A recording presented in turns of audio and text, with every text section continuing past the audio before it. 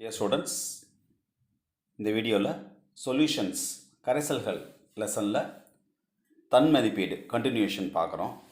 10th sum. Vapor pressure of a pure liquid A is 10 bar at 27 degrees Celsius. Vapor pressure is lowered to 9 bar on dissolving 1 gram of B in 20 gram of A. If the molar mass of A is 200, then calculate the molar mass of B. 27 degree Celsius வெப்பநிலையில் A என்னும் தூய திரவத்தின் ஆவி அழுத்தம் 10 டார். 20 gram Aயில் 1 gram Bயை கரைப்பதன் மூலம் ஆவி அழுத்தம் 9 டாருக்கு குறைக்கப்படுகிறது. Aயின் மோலார் நிறை 200 எனில் Bயின் மோலார் நிறையை கணக்கிடுக. இதில் A, B ரெண்டு எடுத்துருக்குறோம். இப்போ ஏங்கிறது சால்வெண்ட் கரைப்பான், அதனுடைய வெயிட் 20 கிராம். பிங்கிற சொல்யூட் கரைபொருள், அதனுடைய எடை 1 கிராம். இப்போ பி 1 கிராமை ஏ 20 கிராமில் டிசால்வ் பண்ணியிருக்கிறோம். இந்த பியூர் சால்வெண்ட் தூய கரைப்பானுடைய அழுத்தம் ஆவி அழுத்தம் 10 டார். நம்ம இந்த பிஏ ஏல டிசால்வ் பண்ணதுக்கப்புறம் சொல்யூஷனாக மாறும். அந்த சொல்யூஷனுடைய வேப்பர் ப்ரெஷர் கரைபொருளை கரைப்பானில் கரைத்த பின்பு கரைசலின் ஆவி அழுத்தம் 9. இப்போ ஏக்கு மோலார் மாஸ் கொடுத்துருக்குறாங்க 200, பீனுடைய மோலார் மாஸ் கேட்டிருக்கிறாங்க. இப்போ சால்வெண்டாக இருக்கும்போது ப்ரெஷர் 10, சொல்யூஷனாக இருக்கும்போது ப்ரெஷர் 9, கரைப்பானாக இருக்கும்போது 10, கரைசலாக மாறிய பின்பு 9.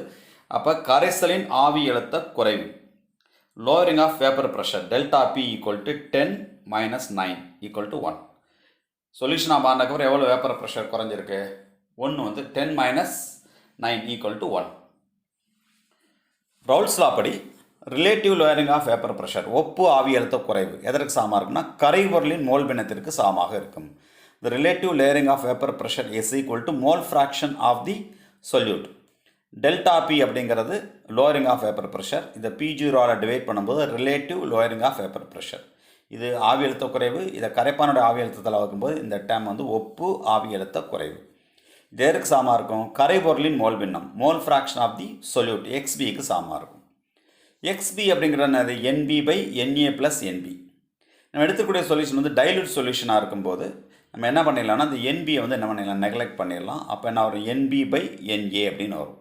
Therefore, relative lowering of vapor pressure XB is equal to NB by NA.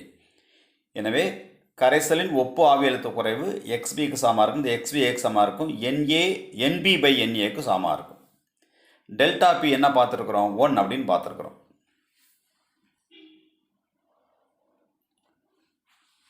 Delta P equal to 10 minus 9 equal to 1 பார்த்துருக்கோம். டெல்டா P அந்த வேல்யூ இங்கே போட்டாச்சு 1.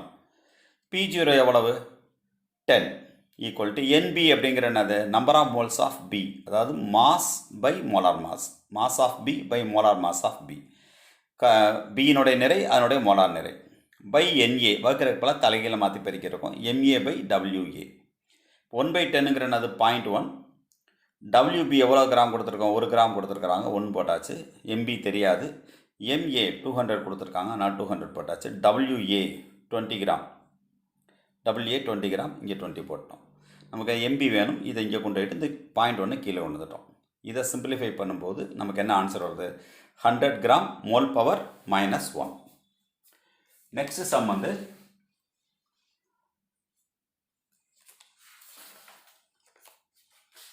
2.56 gram of sulfur is dissolved in 100 gram of carbon disulfide.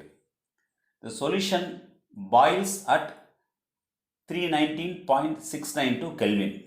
What is the molecular formula of sulfur in solution? The boiling point of CS2 is 391.450 Kelvin. Given that Kb for carbon disulfide is equal to 2.42 Kelvin kilogram mole power -1. 100 gram carbon டை சல்ஃபைடில் 2.56 gram sulphur கரைக்கப்பட்டுள்ளது. இந்த கரைசல் 319.692 கெல்வினில் கொதிக்கிறது. கரைசல் சல்ஃபரின் மூலக்கூறு வாய்ப்பாடு என்ன? Carbon tie சல்ஃபரின் கொதிநிலை 319.45 கெல்வின். கார்பன் டை சல்ஃபைடினுடைய கேபி மதிப்பு 2.42 கெல்வின் கிலோகிராம் மோல் பவர் -1. முதல்ல WB எழுதிக்கலாம். WBங்கிறது எவ்வளோ சல்ஃபர் டிசால்வ் ஆயிருக்கு அப்படிங்கிறது வந்து 2.56 gram. Then WA weight of the solvent அது வந்து 100 கிராம். நம்ம எப்பவுமே வெயிட் ஆஃப் தி சால்வெண்ட் வந்து கிலோகிராமில் எக்ஸ்பிரஸ் பண்ணோம். அதனால் அந்த 100 கிராமை வந்து எதாக மாற்றிட்டோம்னா கிலோகிராமாக மாற்றிட்டோம். Tங்கிறது boiling point of the solution, கரைசலினுடைய கொதிநிலை, அது எவ்வளவு 319.692 கெல்வின். கேபி கொடுத்துருக்காங்க 2.42. T0ங்கிறது boiling point of the solvent, கரைப்பானுடைய கொதிநிலை 319.450. ஆக்சுவலாக இந்த கணக்கில் வந்து என்ன கொடுத்துருக்காங்கன்னா மூலக்கூறு வாய்ப்பாடு என்னன்னு கேட்டிருக்காங்க. அது மூலக்கூறு நிறை அப்படின்னு இருக்கணும். சல்ஃபர் இந்த காம்பவுண்டுடைய மாலிகுலர் வெயிட் வந்து கேட்டிருக்கிறாங்க. மாலிகுலர் ஃபார்முலா வெயிட் வந்து கேட்டிருக்கிறாங்க. இப்போ delta T equal to T minus T0. T எவ்வளவு 319.692, T0 வந்து 319.45. ரெண்டையும் சப்ட்ராக்ட் பண்ணோம் அப்படின்னா என்ன வந்திருக்கு 0.242. இதுதான் அது எலிவேஷன் ஆஃப் பாயிலிங் பாயிண்ட், கொதிநிலை உயர்வு. இது டெல்டா TB. இந்த டெல்டா TB அப்படிங்கிறது KB இன்ட்டு M. Mங்கிற என்னது NB by WA, number of moles of solute by weight of the solvent in kilogram. கரைபொருளுடைய மோல்கள் எண்ணிக்கை பை கரைப்பானுடைய நிறை கிலோகிராமில். Delta TB equal to KB into NB ஈக்குவலாக என்ன பண்ணியிருக்கோம், NBங்கிறது number of moles of B, அது எக்ஸாமாக இருக்கும், mass by molecular mass, WB by MB. Already இங்கே என்ன இருக்குது WA இருக்குது. நமக்கு என்ன வேணும் MB வேணும். இது இங்கே கொண்டு போய்ட்டு டெல்டா TB வந்து கீழே கொண்டு வந்துருக்கோம். இப்போ எல்லா வேல்யூஸ் நமக்கு தெரியும். KB எவ்வளோ இருக்கும் 2.42, WB 2.56. அடுத்து டெல்டா TB எவ்வளோ பார்த்துருக்குறோம் 0.242 இங்கே போட்டோம். அடுத்து WAங்கிறது வந்து 100 கிராம் ஈக்குவல் டு 0.1 கிலோகிராம். இதை போட்டு இதெல்லாம் சிம்பிளிஃபை பண்ணும்போது என்ன வருதுன்னா 256 கிராம் மோல் பவர் -1 அப்படின்னு வருது. Next sum.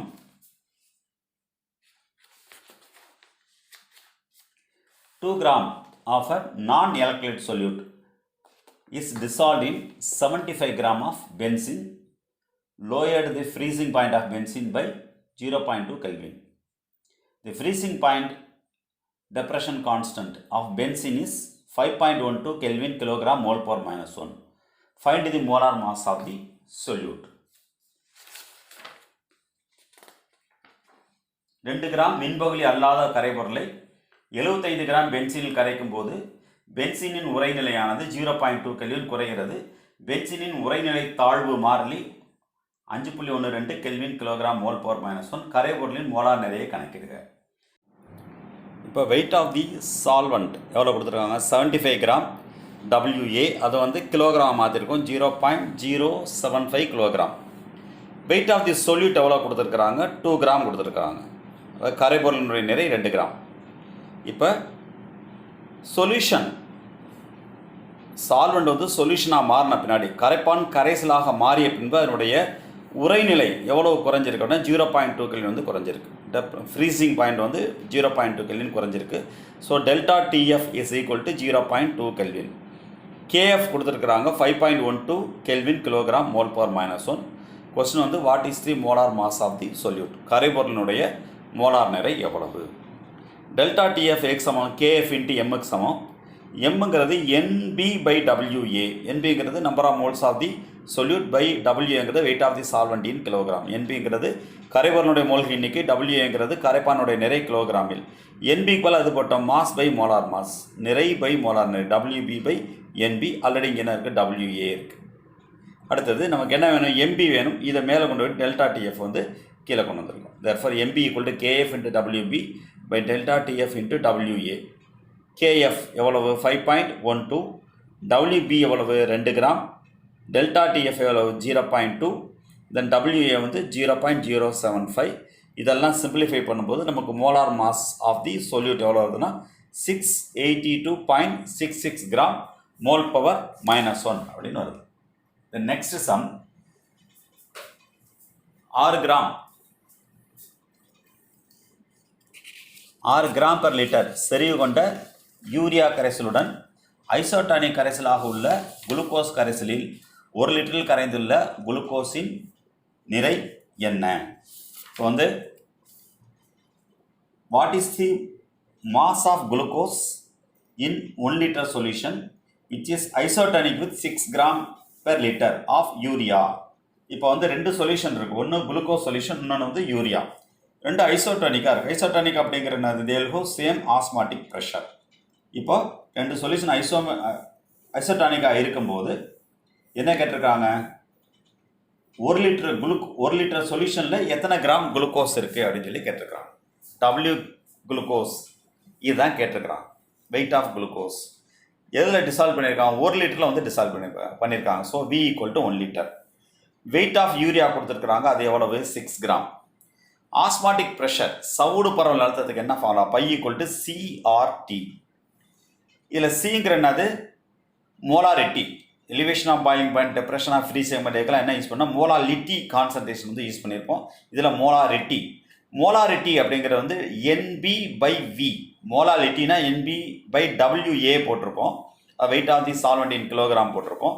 இங்கே வந்து V volume of the solution, கரைசலினுடைய கன அளவு. அப்போ C = NB/V × RT. NB = அது போட்டிருக்கோம் WB/MB, mass of the solute by molar mass of the solute போட்டிருக்கோம். ஆல்ரெடி ஃபார்முலா என்ன இருக்குது? V இருக்குது. இந்த RT வந்து அப்படியே இருக்குது. இப்போ 2 சொல்யூஷனுக்கு தனித்தனி ஆஸ்மாட்டிக் ப்ரெஷர் பார்க்க போகிறோம், யூரியாவுக்கும் குளுக்கோஸுக்கும். ஃபஸ்ட்டு யூரியாவுக்கு π1 வச்சுக்கலாம். யூரியானுடைய ஆஸ்மாட்டிக் ப்ரெஷர், யூரியானுடைய சவுடு பரவல் அழுத்தத்தை எப்படி வச்சுருக்கோம்னா π1 அப்படின்னு வச்சுருக்கோம். ஈக்குவல் டு என்ன ஃபார்முலா? WB. எத்தனை கிராம் யூரியா டிசால்வ் பண்ணியிருக்கோம்? 6 கிராம் கொடுத்துருக்காங்க. 6. அடுத்து R gas constant, T temperature, அது அப்படியே போட்டிருக்கோம். MPங்கிறது molar mass of urea. NH2 CO NH2 அதை மாலிகுலர் ஃபார்முலா எழுதுனா அப்படி வரும். இதை சிம்பிளிஃபை பண்ணும்போது, கால்குலேட் பண்ணும்போது 60 வருது. 60 கிராம் மோல் பவர் -1. ஸோ MBக்கு பதிலாக 60 போட்டாச்சு. வால்யூம் 1 லிட்டர்னு கொடுத்துருக்காங்க, 1 போட்டாச்சு. இது வந்து osmotic pressure of urea solution, urea கரைசலுடைய சவுடு பரவல் அழுத்தம். அடுத்து குளுக்கோஸ்க்கு இதே மாதிரி பார்க்க போகிறோம். அதை வந்து π2ன்னு வச்சுக்கிற போகிறோம். π2 = இதே ஃபார்முலா தான், WB/RT/MB × V. WB இதுதான் கொஸ்டினில் கேட்டிருக்கு, அதனால் அப்படியே வச்சுக்கிற போகிறோம். RT அப்படியே வச்சுக்கிட்டாச்சு. Then MB molar mass of குளுக்கோஸோட மோலார் மாஸ் எவ்வளோ? 180. வால்யூம் V வந்து 1 லிட்டர் அப்படி போட்டோம். இந்த 2 சொல்யூஷன் அது ஐசோடானிக், என்ன இருக்கும்? சம சவுடு பரவல் அழுத்தம் உடையது. அப்போ 2னுடைய ஆஸ்மாட்டிக் ப்ரெஷர் ஈக்குவலாக இருக்கும். சவுடு பரவல் அழுத்தங்கள் சமமாக இருக்கிறதுனால π1 will be equal to π2. அப்போ இந்த டேர்மையும் என்ன பண்ணியிருக்கோம்? ஈக்குவல் பண்ணியிருக்கோம். ஈக்குவல் பண்ணும்போது RT ஆயிரும், கேன்சல் ஆயிரும். நமக்கு என்ன வேணும்? WB வேணும். கிராஸ் மல்டிப்ளை பண்ணும்போது WB = 6 × 180/60. இப்போ என்ன ஆகுனா இதை கேன்சல் பண்ணும்போது 10, 180/10 எவ்வளோன்னா 18 கிராம் வரும். ஸோ நம்ம என்ன பண்ணியிருக்கோம்னா 18 கிராம் குளுக்கோஸை வந்து 1 லிட்டரில் வந்து டிசால்வ் பண்ணியிருக்கணும். தென் லாஸ்ட் சம், 14th சம். 0.2 molal aqueous solution of KCl freezes at -0.68 degrees Celsius. Calculate Van Hoff factor. Kf for water is 1.86 Kelvin kilogram mole power -1. இப்போ பொட்டாசியம் குளோரைடு சொல்யூஷன் எடுத்துருக்கிறோம். அதனுடைய concentration, அதனுடைய செறி வந்து 0.2 மோலால் சொல்யூஷனாக இருக்குது. அது எந்த டெம்பரேச்சரில் ஃப்ரீஸ் ஆகுது? அதனுடைய உறைநிலை வந்து -0.68 டிகிரி செல்சியஸ். என்ன கேட்டிருக்கிறாங்கன்னா வேன் ஹாஃப் ஃபேக்டர் வந்து கேட்டிருக்கிறாங்க, வேன் ஹாஃப் காரணி கேட்டிருக்கிறாங்க. அடுத்து வாட்டருடைய KF வேல்யூ கொடுத்துருக்காங்க, 1.86 கெல்வின் கிலோகிராம் மோல் பவர் -1 கொடுத்துருக்குறாங்க. ஸோ கொடுத்துருக்க டேட்டா KF கொடுத்துருக்கு. KF = 1.86 kelvin kilogram mole power -1. எப்போ ஃப்ரீஸ் ஆயில்னு கொடுத்துருக்குறாங்க? 0.68 கெல்வின். இது வந்து நம்ம பார்த்தது, எக்ஸ்பெரிமெண்டலாக பார்த்தது. டெல்டா TF = KF × M அப்படின்ற ஃபார்முலா நமக்கு தெரியும். Delta TF = KF 1.86 × M. M எவ்வளோ கொடுத்துருக்காங்கன்னா 0.2 மோலால் சொல்யூஷன் சம்மில் கொடுத்துருக்குறாங்க. அதனால் எம்முக்கு பல போட்டோம், 0.2 போட்டோம். இதை மல்டிப்ளை பண்ண என்ன வந்திருக்கு? 0.372 வந்திருக்கு. இது நம்ம அப்சர்வ் பண்ணது, இது வந்து கால்குலேட் பண்ணது, இது கண்டறியப்பட்டது, இது வந்து கணக்கிடப்பட்டது. வேன் ஹாஃப் ஃபேக்டர் ஐக்கு என்ன formula? I = delta TF observed by delta TF calculator. கண்டறியப்பட்டது பை கணக்கிடப்பட்டது. எவ்வளோ கண்டுபிடிச்சிருக்கோம்? 0.68 கண்டுபிடிச்சிருக்கிறோம். கால்குலேஷன் படி எவ்வளோ வந்திருக்கு 0.372 வந்திருக்கு. ஸோ இது ரெண்டையும் டிவைட் பண்ண என்ன இருக்குன்னா 1.82. இதுதான் பேண்ட் கேப் ஃபேக்டரோடைய வேல்யூ. தேங்க்யூ.